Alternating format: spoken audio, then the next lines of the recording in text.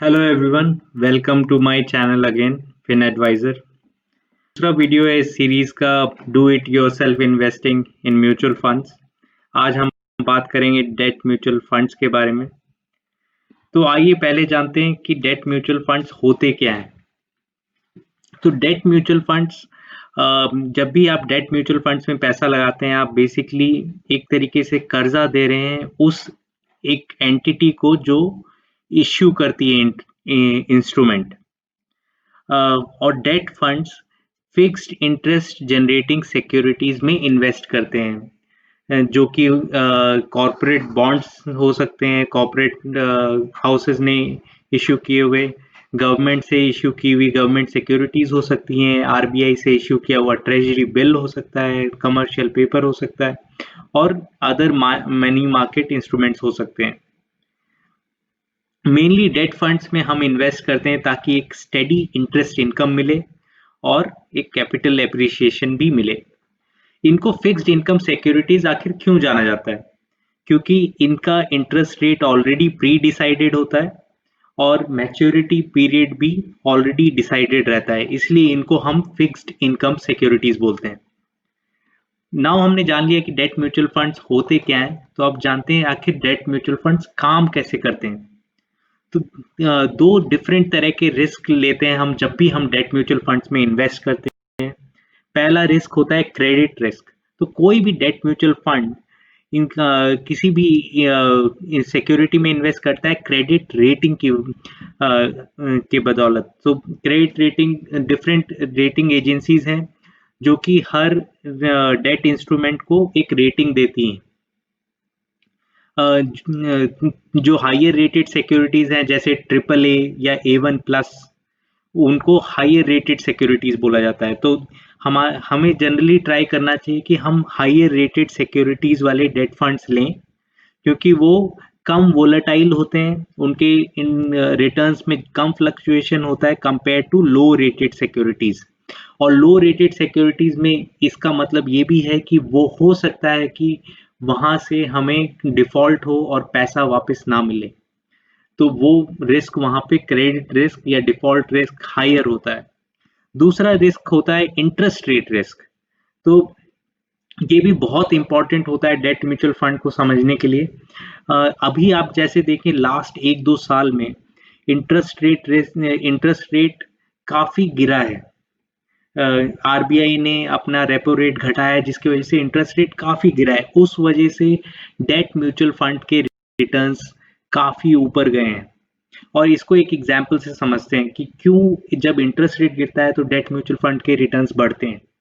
मान लीजिए आपने जब डेट म्यूचुअल फंड में पैसा लगाया था तब इंटरेस्ट रेट जनरली 8% चल रहे थे अराउंड एफडीज में जो मिल रहे थे, और वो गिर के 8 से 7% हो जाता है क्योंकि आरबीआई ने रेपो रेट घटाया। तो क्योंकि आपने जब इन्वेस्ट किया था वो 8% था और वो ऑलरेडी फिक्स्ड है, अब जो नए इंस्ट्रूमेंट्स निकलेंगे वो 7% पे निकलेंगे।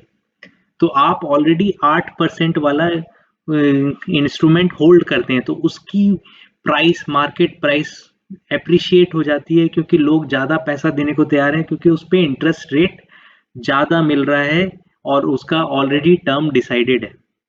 तो सिमिलरली जब इंटरेस्ट रेट राइज हो रहे होते हैं, बढ़ रहे होते हैं, तो वहां पे उसका नुकसान होता है और डेट म्यूचुअल फंड्स के रिटर्न गिर जाते हैं। और ये भी हमें जनरली इसमें ये भी इम्पोर्टेंट कंसिडरेशन होता है कि कितना मैच्योरिटी पीरियड है एक फंड का।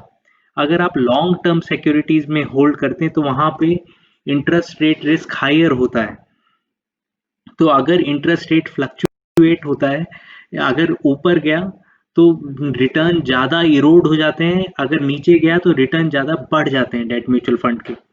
तो आप जितना लॉन्ग टर्म सिक्योरिटीज या फिर मैच्योरिटी पीरियड हायर वाले डेट फंड्स ले रहे हैं, और मैं बताऊंगा कितने टाइप के डेट फंड्स होते हैं और क्या हमें लेना चाहिए लेटर इस वीडियो में, तो बने रहिए एंड तक। तो ये हमें पता चलता है कि कैसे हमें ये मैच्योरिटी को भी ध्यान रखना है।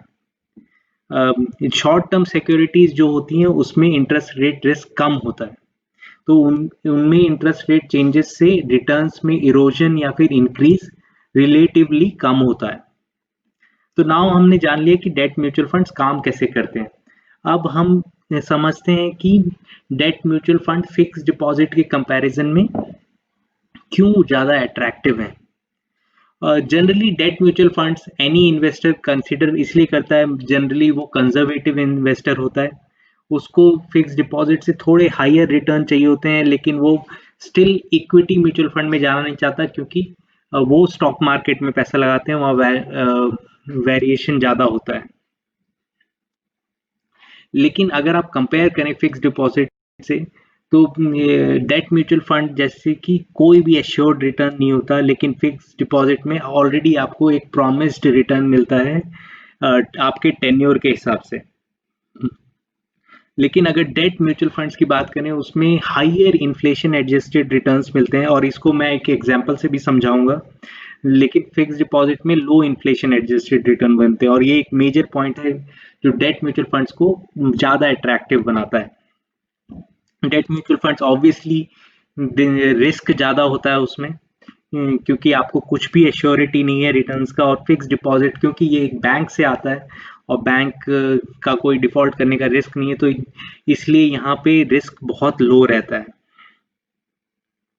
अदर पॉइंट्स इतनी इंपॉर्टेंट नहीं है। सबसे इंपॉर्टेंट पॉइंट है कि जो टैक्स एफिशिएंसी जो डेट म्यूचुअल फंड देता है, अगर आप 3 साल से ज़्यादा डेट म्यूचुअल फंड को होल्ड करते हैं, तो वहाँ पे टैक्स एफिशिएंसी काफ़ी हाई होती है। आपको एक इंडेक्सेशन बेनिफिट मिलता है, और मैं एग्जांपल भी बताऊंगा कि इंडेक्सेशन बेनिफिट होता क्या है।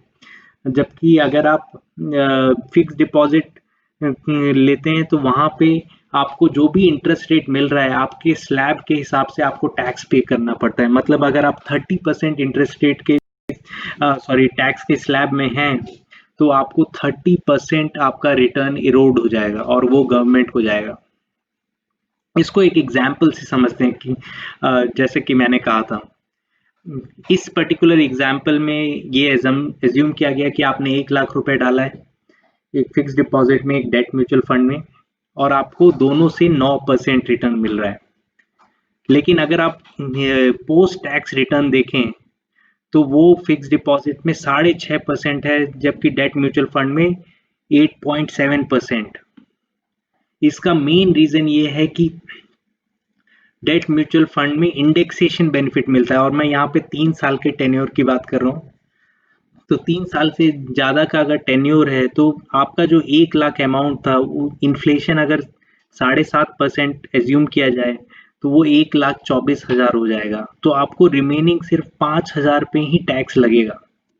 तो इसी को इंडेक्सेशन बेनिफिट बोला जाता है, जो कि इन्फ्लेशन जो उन सालों में रहा है, वो उससे आपका प्रिंसिपल जो आपका मूलधन है उसको एडजस्ट कर दिया जाता है। तो आपका पोस्ट टैक्स रिटर्न्स काफी अट्रैक्टिव हो जाता है। और यहाँ पे इंपॉर्टेंट चीज नोट करने की बात ये है कि आपका होल्डिंग पीरियड 3 साल से ज्यादा होना चाहिए। ये एक बहुत बड़ा रीजन है कि डेट म्यूचुअल फंड्स काफी अट्रैक्टिव है कंपेयर टू फिक्स डिपॉजिट्स, और हमें अपने एसेट एलोकेशन में इसको कंसिडर करना चाहिए।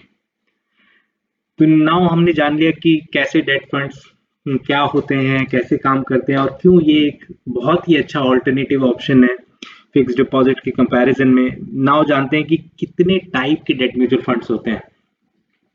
तो अगर आप डेट फंड्स की कैटेगरी देखें, तो ओवरऑल बहुत सारे टाइप्स हैं, और कोई भी इन्वेस्टर जो पहले इन्वेस्ट करने जाता है डेट म्यूचुअल फंड में, वो काफी कंफ्यूज्ड हो जाता है कि उसको डेट फंड्स कौन से लेने चाहिए, और इतनी सारी कैटेगरीज में कौन सा डेट फंड उसके लिए ज्यादा अच्छा है। तो अगर मैं डेट म्यूचुअल फंड्स की इतनी सारी कैटेगरीज में देखूं, तो मेनली देयर आर 2 कैटेगरीज। पहली कैटेगरी है ड्यूरेशन के हिसाब से, कि आप जिस डेट फंड में लगा रहे हैं उसका मैच्योरिटी पीरियड आखिर कितना है। तो जैसे अगर आप देखें, ओवरनाइट फंड का maturity period up to 1 week रहता है, लिक्विड फंड का 1 वीक से 1 मंथ रहता है, अल्ट्रा शॉर्ट ड्यूरेशन 2 से 4 मंथ, लो ड्यूरेशन 3 से 9 मंथ, मनी मार्केट फंड 6 से 12 मंथ, शॉर्ट ड्यूरेशन 1 से 3 साल, मीडियम 2 से 4 साल, मीडियम टू लॉन्ग ड्यूरेशन 3 से 5 साल और लॉन्ग ड्यूरेशन 5 साल से ज़्यादा। तो ये सारे ड्यूरेशन बेस्ड फंड्स हैं। इसका मतलब ये है कि इन्होंने जिन इंस्ट्रूमेंट्स में लगाया है उनका मैच्योरिटी पीरियड जनरली इतना रहता है। और जैसे जैसे आप अपनी ऐसे फंड्स में पैसा लगा रहे हैं जिनका मैच्योरिटी पीरियड ज़्यादा है, वहाँ पे आप ज़्यादा रिस्क ले रहे हैं। मतलब वहाँ पे इंटरेस्ट रेट रिस्क भी ज़्यादा है और क्रेडिट रिस्क भी ज़्यादा रहता है, क्योंकि आपने उतने ज़्यादा दिनों के लिए किसी को कर्जा दिया है, अगर एक सिंपल लैंग्वेज में बात करें। लेकिन रिस्क ज़्यादा है तो उन फंड्स में रिटर्न भी जनरली ज़्यादा मिलता है, क्योंकि वहाँ पे जो यील्ड टू मैच्योरिटी जनरली जो रिटर्न प्रॉमिस किया गया है वो हायर रहती है। अब सेकंड कैटेगरी की अगर बात करूं, जो कि ड्यूरेशन बेस्ड फंड्स नहीं है, वो स्पेशल काइंड ऑफ फंड्स हैं, लाइक जैसे banking and PSU date funds, जो कि उन्हीं इंस्ट्रूमेंट में इन्वेस्ट करते हैं जो कि बैंक और पीएसयू ने इश्यू किए हैं। Corporate bond funds corporate bond से इश्यू किए हुए इंस्ट्रूमेंट्स में ही इन्वेस्ट करते हैं। सिमिलरली अगर डायनेमिक बॉन्ड फंड की बात करूं, ये एक स्पेशल काइंड ऑफ फंड है जिसमें बेस्ड ऑन जो प्रिडिक्शंस है कि इंटरेस्ट रेट ऊपर जाएगा या नीचे जाएगा, उसके बेसिस पे फंड मैनेजर अपना जो मैच्योरिटी पीरियड है उसको एडजस्ट करता है। इसका मतलब है अगर इंटरेस्ट रेट ऊपर जाने की उम्मीद है तो वो मैच्योरिटी पीरियड को कम करने का ट्राई करता है। अगर इंटरेस्ट रेट नीचे जाने की उम्मीद है तो वो ऐसे इंस्ट्रूमेंट्स लेता है जिससे मैच्योरिटी पीरियड ओवरऑल फंड का बढ़ जाए। नेक्स्ट कैटेगरी है क्रेडिट रिस्क फंड। ये वो फंड्स है जो कि थोड़े लोअर रेटेड सिक्योरिटीज में इन्वेस्ट करते हैं ताकि उनको हायर रिटर्न्स मिल पाए, क्योंकि अगर लोअर रेटेड सिक्योरिटी है तो उनको हायर इंटरेस्ट रेट देना पड़ता है। लेकिन यहाँ पे सबसे बड़ा रिस्क है क्रेडिट का। अगर वो कंपनी से जिसने भी इंस्ट्रूमेंट इश्यू किया है तो वहां से पैसा अगर आए नहीं, तो इसलिए इसको क्रेडिट रिस्क फंड बोला जाता है। Similarly other two categories guilt funds हैं। गिल्ट फंड से हम समझ सकते हैं कि ये गवर्नमेंट सिक्योरिटीज में इन्वेस्ट करते हैं, और गवर्नमेंट सिक्योरिटीज आप ऑलमोस्ट सोच सकते हैं कि ये यहाँ पे क्रेडिट रिस्क ऑलमोस्ट निल है, क्योंकि वो गवर्नमेंट ने इश्यू किया है, तो आपको सोवरेन सिक्योरिटी मिलती है वहां पे। यहाँ पे सिर्फ इंटरेस्ट रेट रिस्क रहता है। और लास्ट फंड कैटेगरी है फ्लोटर फंड।